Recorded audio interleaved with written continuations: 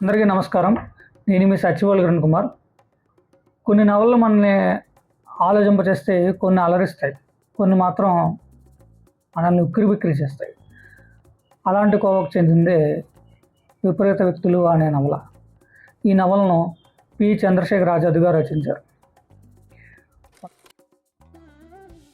మన చుట్టూ ఉండే మన స్నేహితులు మన అభిరుచులు తగ్గట్టుగాను, మన కంపెనీని ఇష్టపడేట్టుగాను, లేదా వాళ్ళ కంపెనీ మనకు ఇష్టపడేట్టుగా ఉంటే బాగానే ఉంటుంది.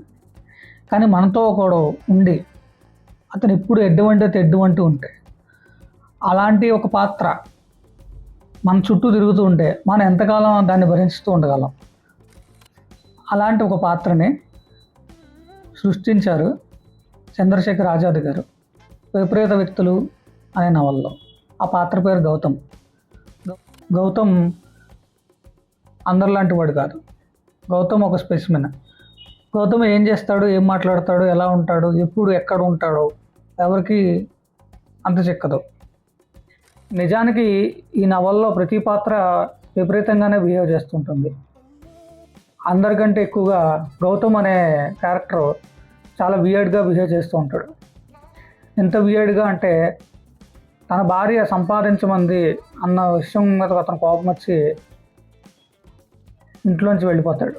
సంపాదించడం అనేది అతనికి అసలు నచ్చదు. అలానే ఏ పని తెలియదా అంటే అన్ని పనులు వచ్చు. అతను సకల కళా వెళ్ళబడు. బొమ్మలు గీస్తాడు, రచనలు చేస్తాడు, సమీక్షలు రాస్తాడు, ఇంకా రకరకాలు చేస్తాడు. అన్నీ చేస్తున్నా అతను దేంట్లోనూ దేనికి పూర్తిగా స్టిక్ ఆన్ అయి ఉండడు. అదొక విపరీతమైన ధోరణితో అతను బిహేవ్ చేస్తూ ఉంటాడు. అతను ఎంత విపరీతంగా ఉంటాడంటే, కలకత్తా వీధుల్లోకి వెళ్ళి అడుక్కుంటాడు, హిమాలయాల్లోకి వెళ్ళి ఆత్మజ్ఞానం అంటే ఏంటో తెలుసుకోవాలనుకుంటాడు. అలాంటి ఒక విపరీత వ్యక్తి గురించి నేను చెప్పడం కంటే మీరు చదివితేనే ఇంకా బాగుంటుంది. తప్పకుండా ఈ పుస్తకాన్ని కొని చదవండి. విపరీత వ్యక్తులు బై పి చంద్రశేఖర్ ఆజాద్ గారు. Thank you so much.